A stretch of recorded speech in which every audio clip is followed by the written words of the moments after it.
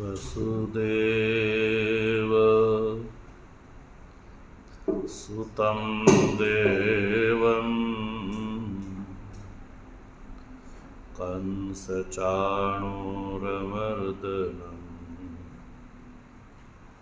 देवकी परमानन्दम्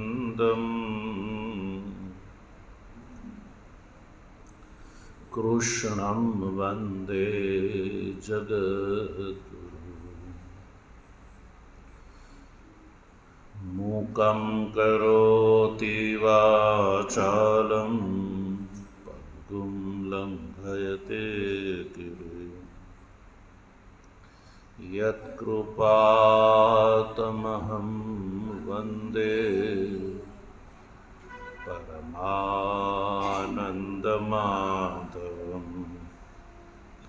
शङ्करं शङ्कराचार्यं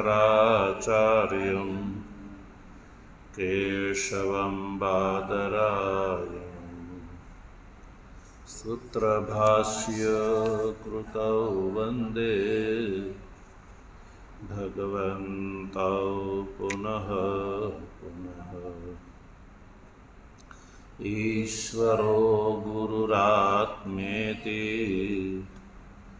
मूर्तिभेदविभागिनी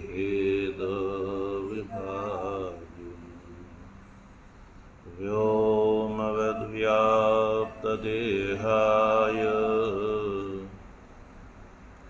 दक्षिणामूर्तये नमः। ओम शांति शांति शांति।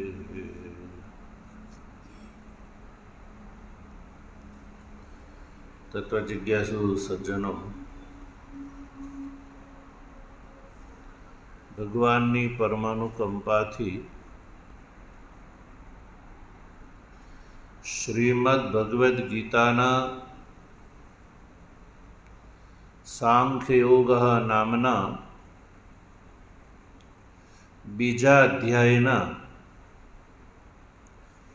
21મા શ્લોકનો વિચાર કરી રહ્યા છીએ.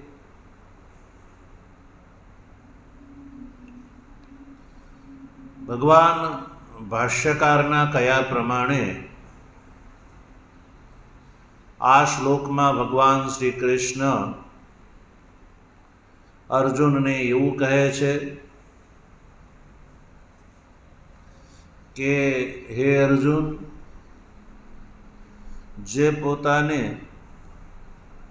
અજ, અવ્યય, અવિનાશી અને નિત્ય આ ચાર વિશેષણોથી યુક્ત જે પોતાના સ્વરૂપને અનુભવે છે, તો પછી એ કોઈને મારતોય નથી અને મરાવડાવતો પણ નથી. અને આ ચારેય વિશેષણોનો ટોટલ થાય છે અવિક્રિયત્વ. ચારેય વિશેષણોનો સરવાળો છે અવિક્રિયત્વ. તો અર્થાત કે જે પોતાને હું અવિક્રિય છું એવું જે જાણે છે, તો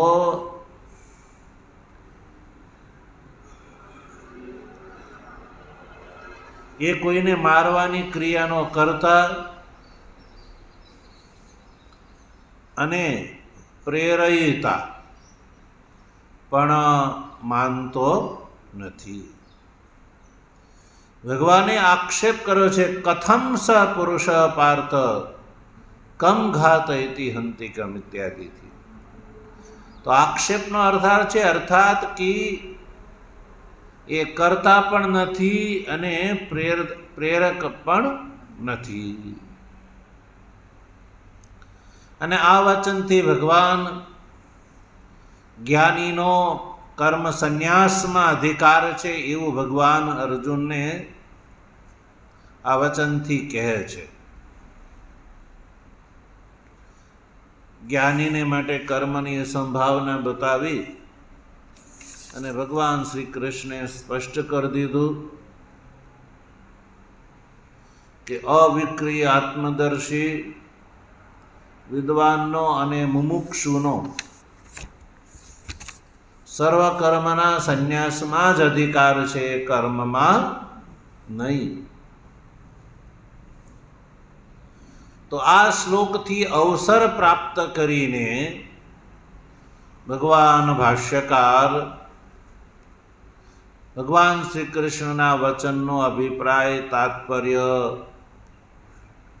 સ્પષ્ટ કરે છે કે જ્ઞાનીનો અને મુમુક્ષુનો કર્મમાં અધિકાર રહેતો નથી. જ્ઞાનીનો પણ જ્ઞાન થયા પછી એને કર્માનુષ્ઠાનની કોઈ આવશ્યકતા રહેતી નથી. કર્માનુષ્ઠાનમાં જે વ્યાપક કર્તૃત્વ ભાવ નથી રહેતો એટલે. અને મુમુક્ષુ જે છે એને માટે પણ સર્વ કર્મના સંન્યાસમાં જ અધિકાર છે, કારણ કે મુમુક્ષુને માટે પણ આત્મતત્વના બોધના સાધનના રૂપમાં કર્માનુષ્ઠાન તો ચિત્ત શુદ્ધિ પર્યંત જ આવશ્યક છે. ચિત્ત શુદ્ધ થઈ ગયા પછી મુમુક્ષુને પણ કર્માનુષ્ઠાનની કોઈ આવશ્યકતા રહેતી નથી. એટલે વિદ્વાનનો અને મુમુક્ષુ આ બેવનો સર્વ કર્મના સંન્યાસમાં અધિકાર છે. એ વાત ભગવાન ભાષ્યકાર ભગવાન શ્રી કૃષ્ણના આ વચનનો આશ્રય લઈને શાસ્ત્રાર્થ દ્વારા એ સ્પષ્ટ કરે છે. તો એ આપણે ચર્ચા કરતા કરતા પૂર્વ પક્ષીની જે શંકા હતી કે કયા હેતુ વિશેષને જોઈને તમે આ વાત કરો છો કે ભગવાન શ્રી કૃષ્ણે કર્મ અસંભવ બતાવ્યું, તો કયો અવિક્રિય હેતુને ધ્યાનમાં રાખે. વિદ્વાનને માટે કર્મની અસંભાવમાં હેતુ વિશેષ બતાવ્યો અવિક્રિયત્વ. કથમ સ પુરુષ ઇત્યાદિ વચનનો અર્થ છે અવિક્રિયત્વ. તો એ પેરેગ્રાફ જે છે એ આપણે સમજી ચૂક્યા. હવે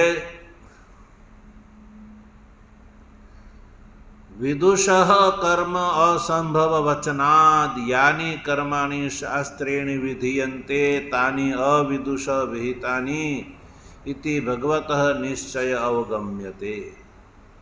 ત્યાંથી એ પંક્તિ પણ આગળ ચાલી ગઈ છે. તો મળી પંક્તિ બધાને? તો ભગવાન ભાષ્યકાર પૂર્વ પક્ષીની એક વાતનો ઉત્તર આપે છે. પૂર્વ પક્ષી એવું કહે છે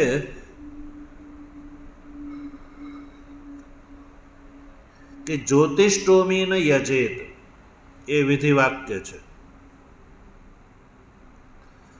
તો વિદ્વાનને માટે સર્વ કર્મ અસંભવ હોય, વિદ્વાનને માટે સર્વ કર્મ અસંભવ હોય તો જ્યોતિષ્ટોમીન યજેત ઇત્યાદિ વિધિની શું ગતિ થશે? કર્મની વિધિ જે છે એ નિરર્થક થઈ જશે. જો વિદ્વાનને તમે કહેશો કે વિદ્વાનને માટે કર્મ અસંભવ છે, વિદ્વાન કર્મનો અધિકારી નથી, તો સર્વ કર્મના સંન્યાસનો અધિકારી છે, તો પછી જ્યોતિષ્ટોમીન યજેત ઇત્યાદિ કર્મ વિધિ જે છે એનું મૂલ્ય નહીં રહે, એનો અધિકારી કોઈ નહીં રહે, તો એ વિધિની શું ગતિ થશે? વેદનું કોઈ વચન જે છે એ નિરર્થક હોઈ શકે નહીં. તો કહ્યું કે એ અવિદ્વાનના માટે છે. કર્માનુષ્ઠાન જે છે, વેદ કર્મ વિધિ બતાવે છે,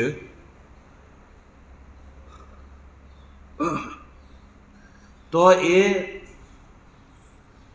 કર્માનુષ્ઠાન જે વેદોની અંદર બતાવ્યું છે એ અવિદ્વાનના માટે છે. મળી પંક્તિ? વિદુષઃ કર્મ અસંભવ વચનાદ યાની કર્માની શાસ્ત્રેણ વિધીયન્તે. શાસ્ત્ર દ્વારા જે કર્મનું વિધાન કર્યું છે શાસ્ત્રોમાં, એ તાની કર્માણી અવિદુષ વિહિતાની, એ બધા કર્મ કોના માટે છે?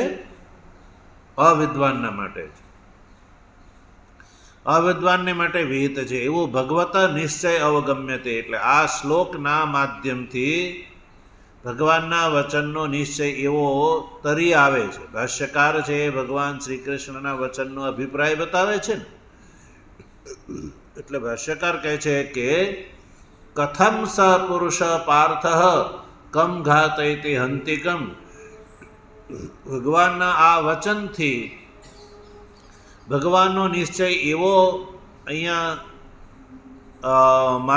માની શકાય છે, સમજી શકાય છે કે કર્મ વિધિ છે એ અવિદ્વાનના માટે છે, વિદ્વાનના માટે નથી. જ્યોતિષ્ઠોમેન યજેત, એ જ્યોતિષ્ઠોમ યાગનો અધિકારી અવિદ્વાન છે. વિદ્વાન એટલે કે તત્વજ્ઞાની નહીં. એ ભગવાનના વચનથી આ વાત તરી આવે છે. ભગવાનનો નિશ્ચય આવો આ શ્લોકથી તરી આવે છે.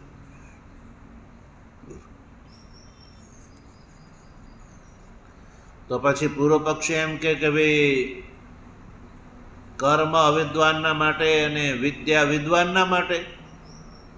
પૂર્વ પક્ષી એવું કે છે, પ્રશ્ન કરે છે બીજો, કે કર્મ અવિદ્વાનના માટે અને વિદ્યા વિદ્વાનના માટે. એવું કઈ રીતે ભાઈ?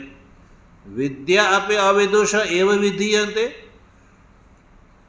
વિદ્યા જે છે એ પણ અવિદ્વાનના માટે છે એવું માનો ને. કેમ? કારણ કે જે વિદિત વિદ્ય છે, વિદિત વિદ્ય છે, જેને આત્મતત્વનો બોધ થઈ ગયો છે, એને માટે તો વિદ્યાનું વિધાન પિષ્ટ પેષણવત થયું કહેવાય. પિષ્ટ પેષણ એટલે પીસેલું પીસવું ફરીને. એકવાર જે વસ્તુ પીસાઈ ગઈ, શેરડીનો હાંઠો પીલી લીધો તમે મશીનમાં અને એમાંથી રસ નીકળી ગયો, પછી એના એ છોતાને તમે પીલ્યા કરો તો કંઈ નીકળે ખરું? એ જે છે એમ વ્યર્થ છે. એમ વિદ્યા એને પણ અવિદ્વાનના માટે માનવી જોઈએ. કારણ કે વિદ્યા વિદ્વાન જે છે, વિદ્વાનને તો આત્મતત્વનો બોધ થઈ ગયો તો વિદિત વિદ્ય થઈ ગયો કહેવાય. વિદ્યા છે વિદિત, જેને એવા વ્યક્તિને કહેવામાં વિદિત વિદ્યા. તો આવા વિદિત વિદ્યા વિદ્વાન માટે તો વિદ્યાનું વિધાન પિષ્ટ પેષણવત કહેવાશે. એટલે વિદ્યાનું વિધાન જે છે એ પણ વિદ્વાનના માટે તો અનર્થક જ છે. વિદ્યા વિધાન અનર્થક ક્યાં? વિદ્યાનું વિધાન જે છે વિદ્વાનને માટે, જેમ કર્મ વિદ્વાનને માટે તમે અનર્થક માન્યા, એમ વિદ્યા જે છે એ પણ વિદ્વાનને માટે શું કહેવાય? અનર્થક જ કહેવાય. પૂર્વ પક્ષી એવું શંકા ઊભી કરે છે. તો પછી તત્ર અવિદુષ કર્માણિ વિધિયંતે ન વિદુષ ઇતિ વિશેષ ન ઉપપદ્યતે. તો પછી કર્મ અવિદ્વાનની માટે છે એને ન વિદુષ, વિદ્વાનને માટે કર્મ નથી, એ વિશેષ જે છે એ ઉપપન્ન નહીં થાય. ઇતિ ચેત, આવું यदि પૂર્વ પક્ષી કહે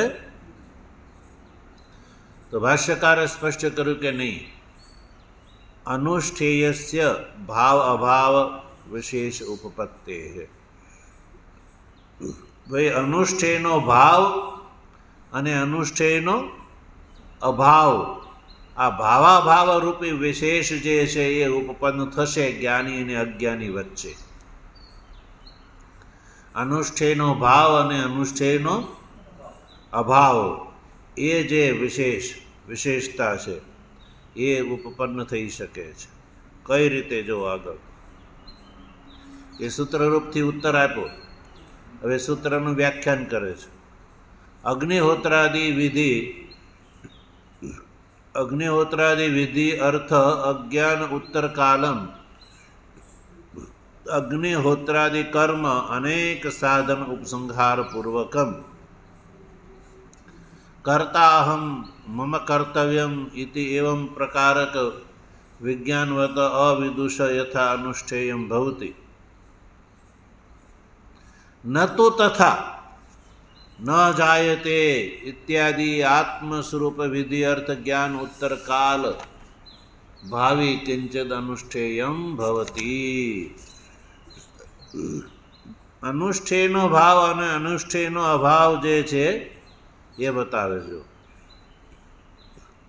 અગ્નિહોત્રાદિ વિધિ છે અજ્ઞાનીને માટે. અગ્નિહોત્ર કર્મ કોના માટે છે? અવિદ્વાનને માટે. તો અગ્નિહોત્રમ જોતી એ જે વિદ્યાર્થ જ્ઞાન થયું જેને, એ વિધિના અર્થનું જ્ઞાન જેને થયું અવિદ્વાનને, તો એ શું કરશે? અગ્નિહોત્રાદિ કર્મની અંદર પ્રવૃત્ત થશે. તો એ અગ્નિહોત્રાદિ વિદ્યાર્થ જ્ઞાન ઉત્તર કાળમ, એટલે અગ્નિહોત્રાદિની વિધિના અર્થનું જ્ઞાન છે એ થયા પછી અવિદ્વાન શું કરશે? આ અગ્નિહોત્રાદિ કર્મ જે છે એ મારે માટે કર્તવ્ય છે. અગ્નિહોત્રાદિ કર્મ જે છે એ મારે માટે કર્તવ્ય છે. અને અનેક સાધન ઉપસંહાર પૂર્વકમ, એ એને ખબર છે અવિદ્વાનને કે અનેક સાધન ઉપસંહાર પૂર્વકમ અગ્નિહોત્રાદિ કર્મ, અનેક સાધનો ને સાધવાથી અગ્નિહોત્રાદિ કર્મ પૂર્ણ થાય છે. એટલે અનેક સાધનના ઉપસંહાર પૂર્વક જે અગ્નિહોત્રાદિ કર્મ છે એ કર્મમાં અવિદ્વાનનો શું ભાવ થાય છે? કર્તા અહમ, હું આ કરતા છું. અગ્નિહોત્રાદિ કર્મ મમ કર્તવ્યમ, એ મારું કર્તવ્ય છે. ઇતિ એવમ પ્રકારક વિજ્ઞાનવત, આવો જેને વિજ્ઞાન છે કે હું કરતા છું અને આ મારું કર્તવ્ય છે, અગ્નિહોત્રાદિ કર્મ મારું કર્તવ્ય છે, આવો વિજ્ઞાનવાન જે અવિદુષ છે, અવિદ્વાન છે, એને માટે અગ્નિહોત્રાદિ કર્મ અનુષ્ઠેય છે. વાત શું બતાવે છે? અનુષ્ઠેયનો ભાવ અને અનુષ્ઠેયનો અભાવ. અવિદ્વાનને માટે અનુષ્ઠેયનો ભાવ, અવિદ્વાનને માટે અગ્નિહોત્રાદિ કર્મ અનુષ્ઠેય છે, અનુષ્ઠેય ભવતી. જે પોતાને હું કરતા છું અને આ મારું કર્તવ્ય છે, આવી જેની બુદ્ધિ છે, એવા અવિદ્વાનને માટે અગ્નિહોત્રાદિ કર્મ અનુષ્ઠેય છે. તો અગ્નિહોત્રાદિ કર્મમાં અનુષ્ઠેયત્વ ક્યારે હોઈ શકે? જ્યારે અવિદ્વાનની અંદર કરતા અહમ મમ કર્તવ્યમ એવી બુદ્ધિ હોય તો, હું કરતા છું અને આ મારું કર્તવ્ય એવી બુદ્ધિ હોય, એ જ વ્યક્તિને માટે અગ્નિહોત્રાદિ કર્મ જે છે એ અનુષ્ઠેય બને છે. જેવી રીતે બને છે. ન તો તથા એવું જ અનુષ્ઠેયત્વ વિદ્વાનને માટે બનતું નથી. કેમ? કારણ કે વિદ્વાનને ન જાય તે મ્રિયતે વા ઇત્યાદિ જે આત્મ સ્વરૂપ વિદ્યાર્થ જ્ઞાન ઉત્તર કાલ ભાવિ, ભગવાન શ્રી કૃષ્ણના આ વચનથી ન જાય તે મ્રિયતે ઇત્યાદિ વચનથી આત્મ સ્વરૂપ વિદ્યાર્થ જ્ઞાન, આત્મ સ્વરૂપની વિધિનો જે અર્થ છે, આત્મ સ્વરૂપની વિધિનો જે અર્થ છે, આત્મા વારે દ્રષ્ટવ્ય, શ્રોતવ્ય, મંતવ્ય, નિધિધ્યાસિતવ્ય, એ જે વિધિ છે એ વિધિના અર્થનું જ્ઞાન થયા પછી ઉત્તરકાલ ભાવિ જ્ઞાન, એ વિદ્યાર્થ જ્ઞાન થયા પછી વિદ્વાનને માટે જેને ન જાય તે મૃત ઇત્યાદિ આવા આત્માના સ્વરૂપનો બોધ થઈ ગયો છે, એના માટે કિંચિત અનુષ્ઠેયમ ન ભવતી, એને માટે પછી કોઈ અનુષ્ઠેય રહેતું નથી. તો અનુષ્ઠેયનો ભાવ અને અનુષ્ઠેયનો અભાવ, અવિદ્વાનના માટે અનુષ્ઠેયનો ભાવ અને વિદ્વાનના માટે અનુષ્ઠેયનો અભાવ. જેવી રીતે બે વ્યક્તિ બેઠેલા છે, એક ભૂખ્યો છે અને એક જમી લીધેલો છે. એક વ્યક્તિ ભૂખ્યો છે અને એક વ્યક્તિ જમી લીધેલું છે, ફૂલ પેટ ભરીને જમી લીધેલું છે. પછી કોઈ આવે કે ભાઈ ચાલો બેઉ જમવા, પેલાને ખબર નથી કે કોણ જમેલો છે, કોણ જમ્યા વગરનો છે. બોલાવે, આવો જમવા, તો કોણ જમવા જશે? ભૂખ્યો છે એ જ જશે ને. ઓલો બેઠો છે એ શું કહેશે? નહીં, હું તો જમી લીધું છે, હવે મારે જમવાની જરૂર નથી. તો જમવાવાળો બોલાવે છે, એ પ્રેરણા કરે છે જમવાની, તો એ પ્રેરણાનો વિષય કોણ બનશે? જેને ખબર છે કે મને ભૂખ લાગેલી છે, મારે હજી જમવાનું છે, એ વ્યક્તિ એનો વિષય બને છે. પહેલો એ વિધિનો વિષય બનતો નથી. એવી રીતે અવિદ્વાન જે છે, જેને હું કરતા છું, આ અગ્નિહોત્રાદી મારું કર્તવ્ય છે, એવી બુદ્ધિ જેને છે એ જ કર્મનો અધિકારી છે. જેને હું કરતા નથી, મારા માટે કોઈ કર્તવ્ય નથી, એવી બુદ્ધિ થઈ ગઈ, એ પછી કર્મનો અધિકારી રહેતો નથી. તો હું કરતા નથી, મારું કોઈ કર્તવ્ય નથી, એ બોધ એને ઉપનિષદના જ્ઞાનથી થયો છે. ન જાય તે મ્રિયતે ઇત્યાદિ ભગવાન શ્રી કૃષ્ણે અર્જુનને જે આત્મતત્વનું જ્ઞાન આપ્યું, અને આવો જેને અનુભવ થયો છે કે હું અવિક્રિય છું, એવો બોધ થઈ ગયો છે, તો એવા અવિક્રિય બોધ થયા પછી એને માટે કોઈ કર્મ અનુષ્ઠેય રહેતું નથી. એ વિશેષતા છે બેઉમાં. એટલે પૂર્વ પક્ષે કહ્યું હતું ને, વિદ્યા જે છે એ પણ અવિદ્વાનને માટે માની લો, વિદ્યા ને અવિદ્યા બેવનો અધિકારી અવિદ્વાન છે એવું માની લો, તો કહ્યું નહીં. અનુષ્ઠેયનો ભાવ અને અનુષ્ઠેયનો અભાવ જે છે એ વિશેષ છે.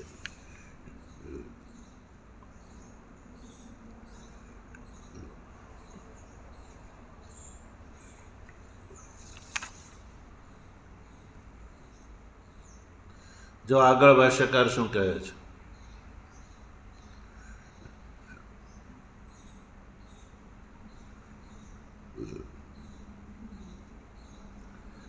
किंतु नाहम कर्ता नाहम भोक्ता इत्यादि आत्म एकत्व अकर्तृत्वादि विषय ज्ञानाद अन्यत न उत्पद्यते इति एष विशेष उपपद्यते. એ વિશેષને વિશેષ ઉપપન્ન થઈ ગયું. અનુષ્ઠેય અને અનુષ્ઠેય ભાવ, અનુષ્ઠેયનો ભાવ અને અનુષ્ઠેયનો અભાવરૂપ વિશેષ, એ અર્થ બતાવે છે. કિંતુ ન અહમ કરતા ન અહમ ભોગતા, જેને એમ બોધ થઈ કે હું કરતાય નથી, અને પછી કર્તૃત્વથી મળતું ફળ છે એ ફળનો ભોગતા પણ હું નથી, ઇત્યાદિ આત્મ એકત્વ, જેને આત્મા એક છે, અકર્તા છે, ઇત્યાદિ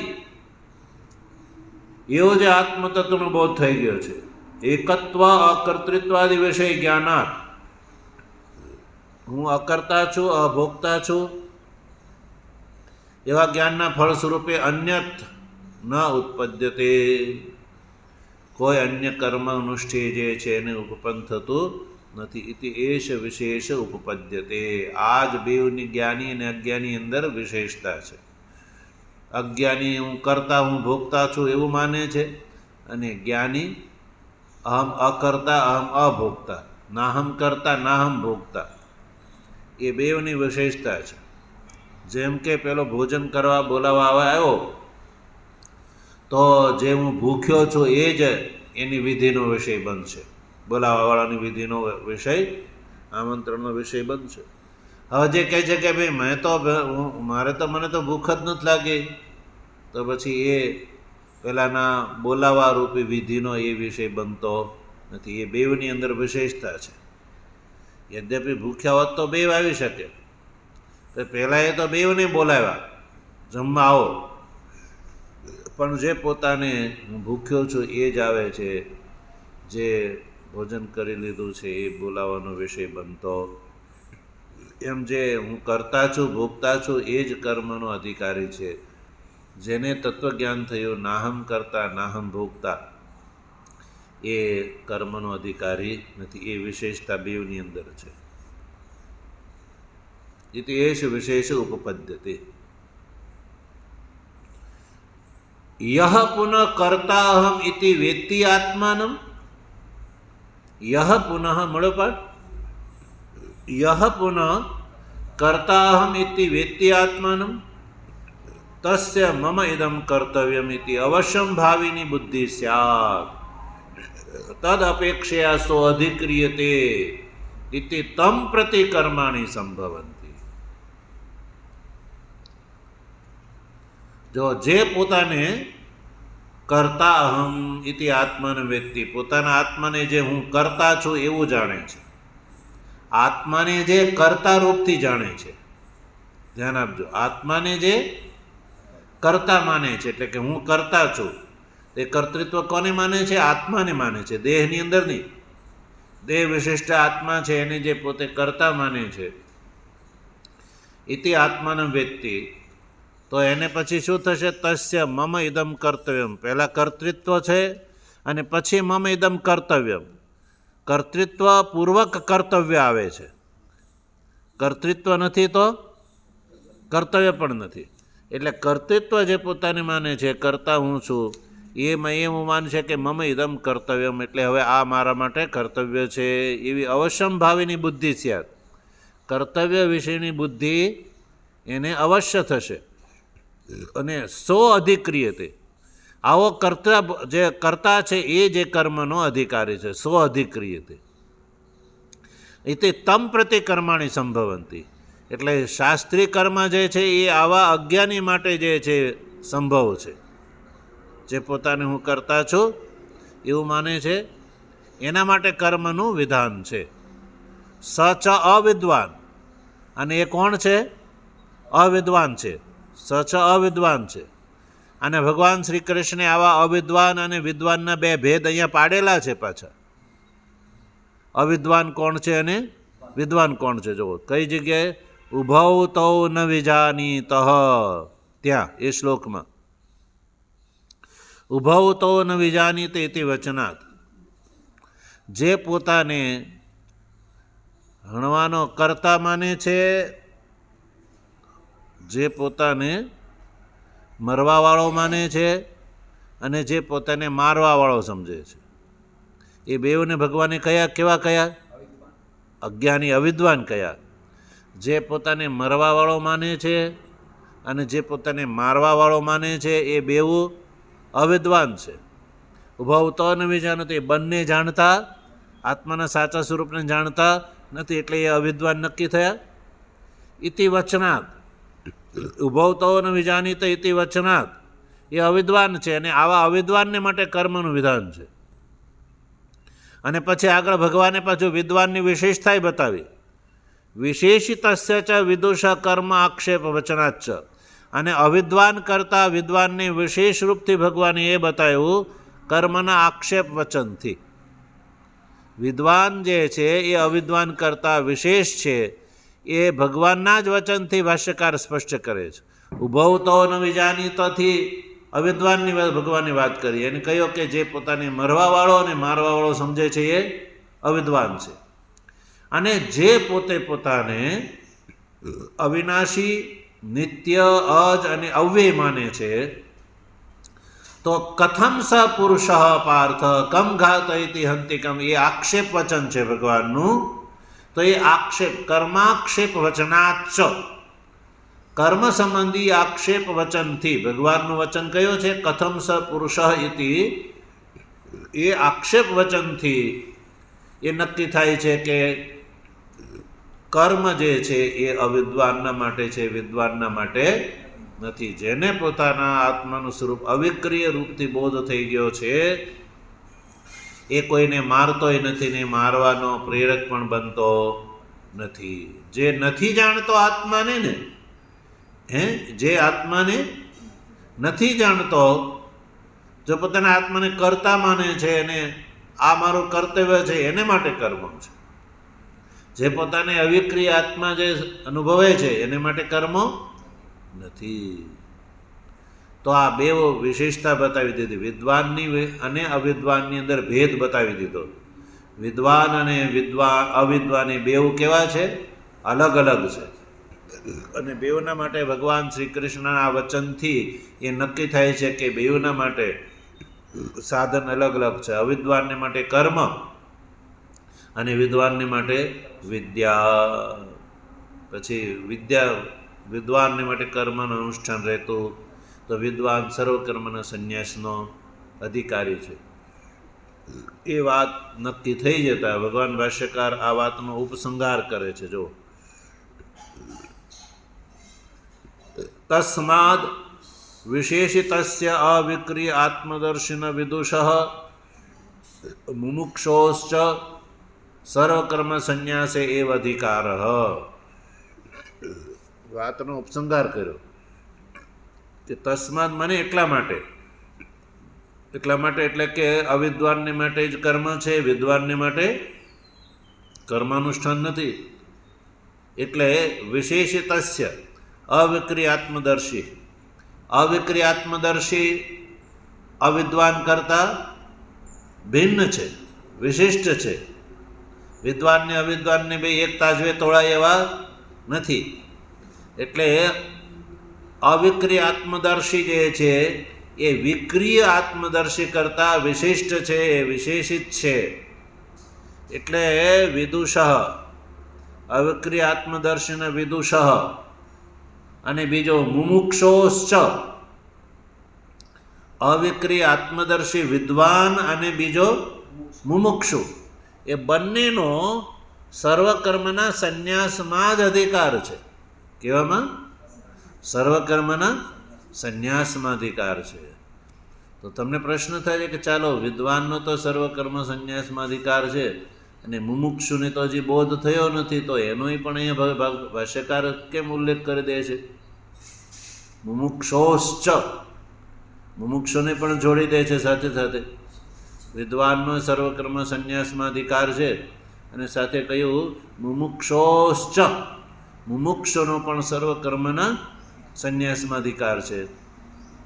તો એટલા માટે કે વિદ્વાનને માટે તો હું અવિક્રિય છું એ બોધ થઈ ગયો, એટલે જ્ઞાન થયા પછી એને માટે એને કોઈ કર્મ કર્તવ્ય બાકી રહેતું નથી. એટલે કર્મ અસંભવ છે, એના માટે કર્મ અસંભવ છે. હવે મુમુક્ષુની વાત છે, તો મુમુક્ષુ એ કોને મુમુક્ષુ કહેવામાં આવે છે?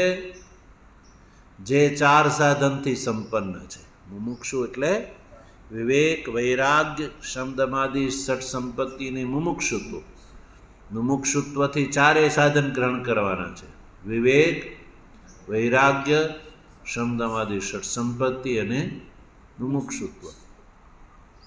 તો આ સ્થિતિ પ્રાપ્ત થયા પછી પણ કર્મ કરવાના શેષ રહેતા નથી. કારણ કે કર્મનું ફળ શું છે?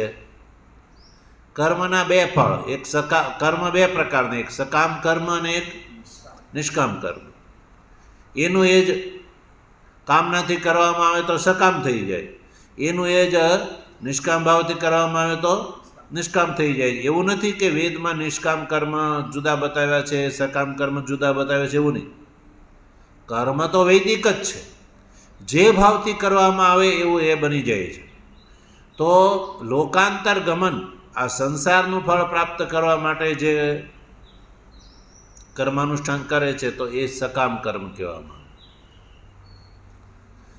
તો મુમુક્ષુ જે છે એને તો આ લોકને પરલોકના કર્મના ફળ ઉપર શું છે?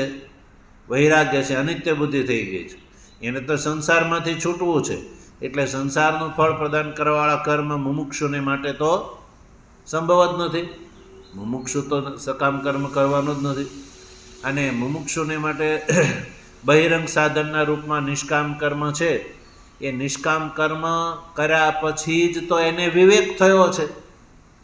નિષ્કામ કર્મના અનુષ્ઠાનથી ચિત્ત શુદ્ધ થયું ત્યારે જ એને વિવેક થયો છે, અને વિવેક પછી વૈરાગ્ય થયો છે, અને વૈરાગ્યના ફળે જે શબ્દમાં જે ષટસંપત્તિ જે છે એ સંપત્તિવાન થયો છે, અને એટલે જ એ મુમુક્ષુ થયો છે, એને સંસારથી છૂટવો છે. તો પછી કર્મનું પ્રયોજન જે છે, જ્ઞાન માર્ગમાં જે કર્મનું પ્રયોજન છે એ એનું સમાપ્ત થઈ ગયું છે. કર્મના 2 પ્રયોજન, સંસાર અને ચિત્તશુદ્ધિ. મુખ્ય છે ચિત્તશુદ્ધિ. તો તો સકામ કર્મનો તો એણે પહેલેથી પરિત્યાગ કરી દીધો. નિષ્કામ કર્મની વાત છે તો ચિત્ત શુદ્ધિ થઈ ગયા પછી શું કરવાનું હોય? ટ્રેનમાં બેસીને તમે હરિદ્વાર જાઓ, પહોંચી ગયા પછી ટ્રેનનો શું કરવાનું હોય? પરિત્યાગ ન કરવો પડે. તેમ કે ઠંડો ડબ્બો છે, એર કન્ડિશન છે, બહુ સારું છે, છોડવું ગમતું નથી તો ચાલશે? પ્રયોજન સમાપ્ત થઈ ગયું. એમ મુમુક્ષુને માટે પણ કર્માનુષ્ઠાનનું પ્રયોજન હવે રહ્યું નથી. કર્માનુષ્ઠાનનું પ્રયોજન જે છે ચિત્ત શુદ્ધિ પર્યંત જ છે. ચિત્ત શુદ્ધિ થઈ ગઈ એટલે મુમુક્ષુ જે છે એ પણ સર્વકર્મના સંન્યાસનો જ અધિકારી છે. એટલે ભાષ્યકાર બંનેને ગ્રહણ કરી લે છે. વિદુષઃ મુમુક્ષોશ્ચ સર્વકર્મ સંન્યાસે એવ અધિકાર. એટલે વિદ્વાનનો અને મુમુક્ષુનો સર્વકર્મના સંન્યાસમાં જ અધિકાર છે. પણ સર્વકર્મનો સંન્યાસ મુમુક્ષુ કરી ક્યારે શકે? વિદ્વાનને માટે તો વિદ્વાન જ્ઞાન થયા પછી કોઈ કર્મ શેષ રહેતા નથી. પણ મુમુક્ષુને પણ મુમુક્ષુ ત્યારે જ સર્વકર્મનો સંન્યાસ કરી શકે જ્યારે મુમુક્ષુ ચારેય સાધનથી સંપન્ન હોય તો. વિવેકાદી 4 સાધન દ્રઢ હોય તો. જો 4 સાધનથી સંપન્ન થયો નથી અને કર્મનો ત્યાગ કરી દે તો એ તો ભ્રષ્ટ તતો ભ્રષ્ટ. બે બાજુથી એ ભ્રષ્ટ થઈ જાય છે. કેવલ વસ્ત્ર ગ્રહણ કરવા માત્રથી સંન્યાસ થઈ જવાતો ન. ચ સંન્યાસનાદેવ સિદ્ધમ સમધિગચ્છતિ. ભગવાન શ્રી કૃષ્ણે કહ્યું ન કર્મણામ અનારંભા નિષ્કર્મ્યમ પુરુષોશ્નુતે ન ચ સંન્યાસનાદેવ સિદ્ધમ સમધિગચ્છતિ. એટલે અધિકાર પ્રાપ્ત થયા પછી જ જે લાભ સાચો થઈ શકે છે, અન્યથા નહીં. આગળ ભગવાન શ્રી કૃષ્ણ એટલે ભગવાન ભાષ્યકાર જે છે આ પોતાના આ ભગવાન ભાષ્યકાર જે ભગવાન શ્રી કૃષ્ણના વચનનો જે અભિપ્રાય સ્પષ્ટ કરી અને જે પોતાનો મત વ્યક્ત કરે છે એ મતમાં ભગવાન શ્રી કૃષ્ણનું આગળનું 3જા અધ્યાયનું પણ એક વચન પોતાના સમર્થનમાં ઉપસ્થિત કરે છે અને જ્ઞાન કર્મ સમુચ્ચયવાદીનું ખંડન કરે છે. જે વાત ભગવાનની કૃપા છે તો આપણે આગળ વિચારીશું. ઓમ વસુદેવ સુતમ દેવમ કંસચાણૂરમર્દનમ દેવકી પરમાનંદમ કૃષ્ણં વંદે જગદ્ગુરુ. મૂકં કરોતિ વાચાલં પંગું લંઘયતે ગિરિં યત્કૃપાતમહં વંદે પરમાનંદમાધવં. શંકરં શંકરાચાર્યં કેશવં બાદરાયણં સૂત્રભાષ્યકૃતૌ વંદે ભગવन्तૌ પુનઃ પુનઃ.